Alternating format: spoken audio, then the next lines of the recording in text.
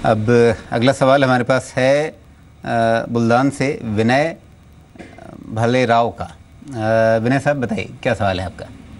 Sir मैंने 180 पे लिया था वो। आपने जेके टायर लिया है? जेके क्या टायर लिए थे तो सर। खरीदारी 82 पे की है आपने या 182 पे की है? 182। 182। ओह, फिर तो आपको काफ़ी नुकसान हो रहा है इस समय। हाँ सर जी। अब आगे और कितना समय इसको आप देना चाहते हैं? वैसे ये 182 आपने ख़रीदारी कब की थी? क्योंकि जहाँ तक मैं देख पा रहा हूँ ये 150 के आसपास तो गया था, उससे ज़्यादा तो आगे गया नहीं था ये। नहीं अभी की थी मैंने। जेके टायर के बारे में ही सवाल है ना आपका? हाँ जेके टायर ही है ना। जी, चलिए और कितना समय रखना चाहते हैं आप इसको?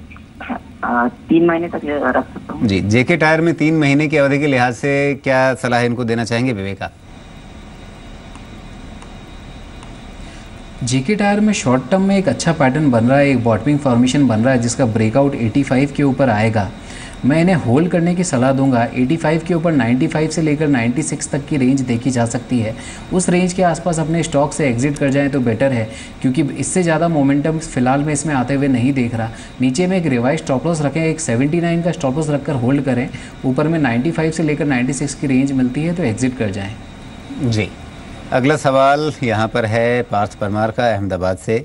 अबाना ऑफशोर के बारे में जानना चाहते हैं। खरीदारी इन्होंने की है 240 के भाव पे, तो इस समय यहाँ पर इन्हें नुकसान ही हो रहा है। और अबाना ऑफशोर को देख करके ऐसा लगता है जैसे बिल्कुल शांत पड़ा हुआ एक शेयर है जिसमें कहीं ऊपर नीचे कोई चाल अभी जल्दी होती हुई नज़र नहीं आ रही है। लेकिन जो इसका एक डाउन ट्रेंड लगातार एक बेयरिश फेज इसमें बना हुआ है, उससे उभरने की कोई चेष्टा, कोई भी अभी हरकत इसमें दिख नहीं रही है। क्या करें इसमें आगे?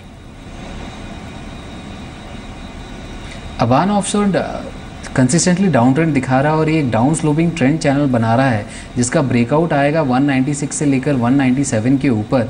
तो मैं इन्हें फ़िलहाल होल्ड करने की सलाह दूंगा। नीचे में एक डेफिनेटली स्टॉप लॉस लगा के रखें 175 के नीचे का।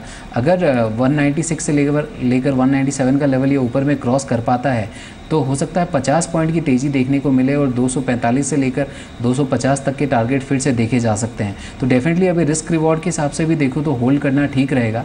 175 के स्टॉप लॉस के साथ होल्ड करें। ऊपर में 197 का लेवल क्रॉस करता है तो थोड़ी और एवरेजिंग कर सकते हैं।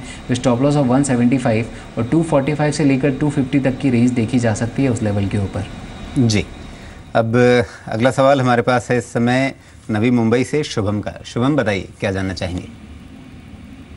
हेलो सर, मेरे पास सिप्ला का शेयर है 514 के भाव पर। जी 1000 शेयर है, क्या करूँ इसका? लॉन्ग टर्म व्यू है। लॉन्ग टर्म यानी कितना मानकर चल रहे हैं आप? 2-3 साल। 2-3 साल, बिल्कुल सही। तो अब विवेक क्या लगता है, इनको फंडामेंटल तरीके से देखना पड़ेगा। इन्होंने जो खरीदारी की है वो कंफर्टेबल स्तरों पे की है। अभी हाल में ये जो लगभग 515 के आसपास तक चला गया था, 505 तक असल में चला गया था।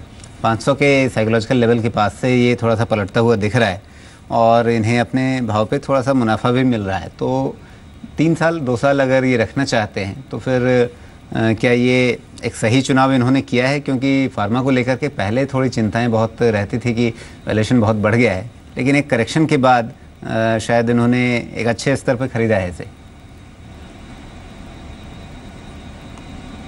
सिप्ला में जो चिंताजनक मुझे लग रहा है वो ये है कि सिप्ला ने एक अपने लॉन्ग टर्म चार्ट्स में डबल टॉप फॉर्मेशन बनाया है जिसका ब्रेकआउट 570 के नीचे उसने दिया है और 570 के नीचे इसमें 450 से लेकर 440 तक के टारगेट्स ओपन हो गए हैं।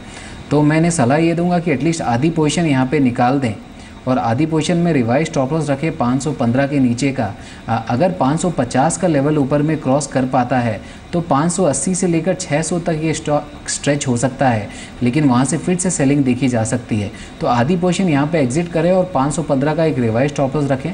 बाकी पोजीशन में ऊपर 580 से 600 की रेंज में ज़रूर निकल जाएँ। जी, तो सिप्ला थोड़ा नीचे से संभला ज़रूर है लेकिन अभी भरोसा नहीं बन पा रहा है, इसलिए मुनाफा मिल रहा है तो मुनाफा जो हाथ में है वो ले लेना बेहतर, ये सलाह दी है विवेक ने।